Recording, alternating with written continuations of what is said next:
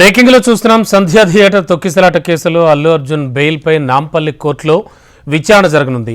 అల్లు అర్జున్కు విధించిన 14 రోజుల judicial remand సమయం ముగియడంతో కోర్టులో హాజరుపరిచారు పోలీసులు. అయితే విచారణకు అల్లు అర్జున్ వర్చువల్గా హాజరు కానున్నట్లుగా సమాచారం.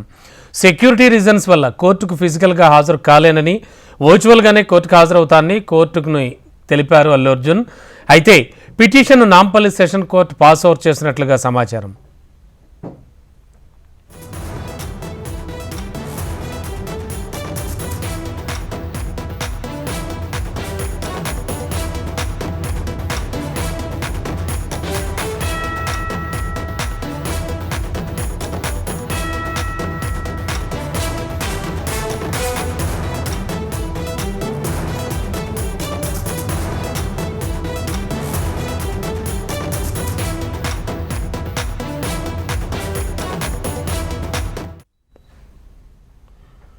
బ్రేకింగ్ లో చూస్తున్నాం. సంధ్యా థియేటర్ తొక్కిసలాట కేసులో అల్లు అర్జున్ బెయిల్ పై నాంపల్లి కోర్టులో విచారణ జరగనుంది.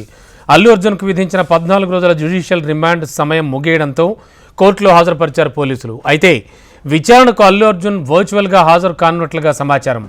సెక్యూరిటీ రీజన్స్ వల్ల కోర్టుకు ఫిజికల్గానే హాజరు కాలేనని, వర్చువల్గానే కోర్టుకు హాజరవుతానని కోర్టును కోరారు అల్లు అర్జున్. అయితే పిటిషన్ను Nampally session court pass over చేసినట్లు సమాచారం.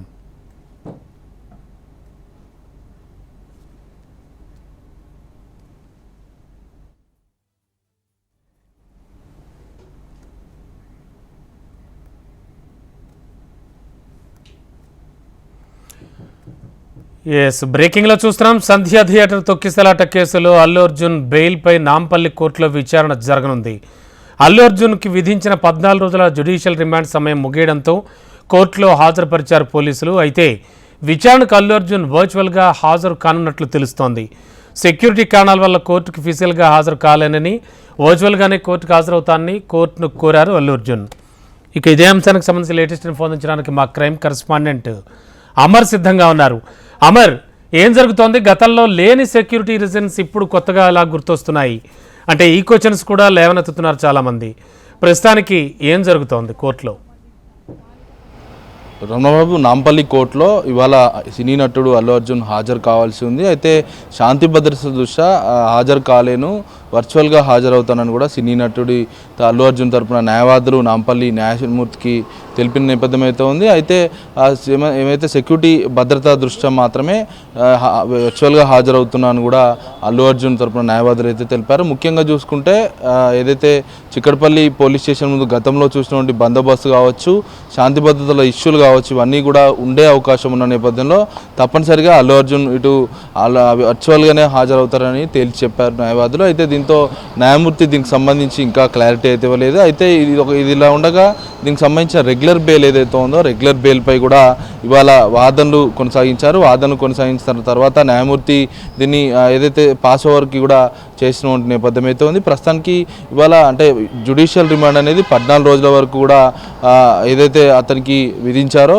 14 రోజుల వ్యవధి అనేది ఇవాళతో పూర్తవుతుంది. కాబట్టి 14 రోజుల వ్యవధి తర్వాత రిమాండ్ ఖైదీని పోలీసులు జైలు నుంచి కోర్టులో హాజరుపరుస్తారు. కానీ ఇతనికి ముందస్తు బెయిల్ తెలంగాణ హైకోర్టు ఇవ్వడంతో ఆ ముందస్తు మధ్యంతర బెయిల్ ఏదైతే ఉందో ఆ మధ్యంతర బెయిల్కి సంబంధించి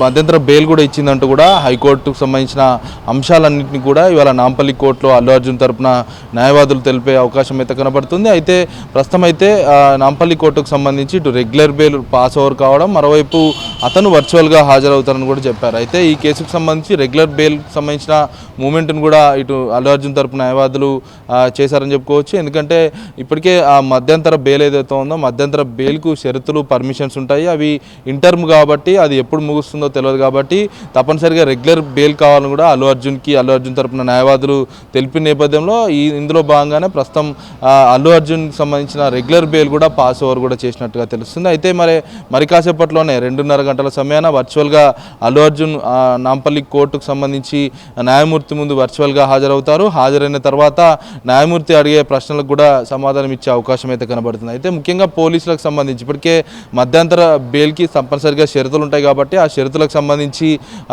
అల్లు అర్జున్ ఫాలో కానట్లుగా తెలుస్తుంది. ఎందుకంటే ప్రెస్ మీట్ అంటే ఒక మధ్యంతర బెయిల్ తీసుకున్న రిమాండ్ ఖైదీ తప్పనిసరిగా కోర్టు షరతులు లోబడే ఉండాలి కాబట్టి మీడియా ముఖంగా పోలీసులు కించపరిచేలా వ్యాఖ్యలు చేశారు కాబట్టి ఈ అంశాన్ని కూడా పోలీసులు న్యాయమూర్తి ముందు ఉంచే అవకాశం అయితే కనబడుతుంది. 2.5 గంటల సమయాన ఈ కేసుకు సంబంధించి మరోసారి పాస్ ఓవర్ చేశారు కాబట్టి 2.5 గంటల సమయాన మరోసారి విచారణకైతే వచ్చే అవకాశం అయితే కనబడుతుంది. Thank you Amar.